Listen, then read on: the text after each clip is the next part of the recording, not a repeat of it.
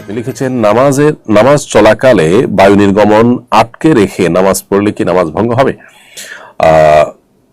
নামাজ যদি চলাকালে বায়ু নির্গমন আটকে রাখতে গেলে আপনার ভয়াবহ অবস্থা তৈরি হয়, আপনি অনেক বেশি অস্বস্তিতে পড়েন, আপনার চেহারা বিবর্ণ হয়ে যায়, মনোযোগ একেবারে নষ্ট হয়ে যাওয়ার মতো উপক্রম, তাহলে আপনি সেটা আপনার ছেড়ে দিবেন এবং উযু করে এসে বাকি নামাজটা আপনি পূর্ণাঙ্গ করবেন।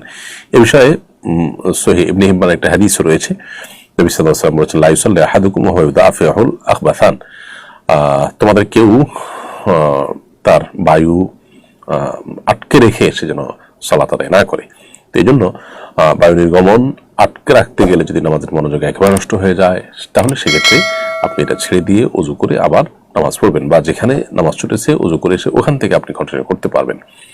আর যদি ব্যাপারটা এই লেভেলের না হয়, তাহলে সেক্ষেত্রে হালকা পাতলা প্রেসার থাকলে সেটাকে আটকে রেখে আপনি সালাত আদায় করবেন।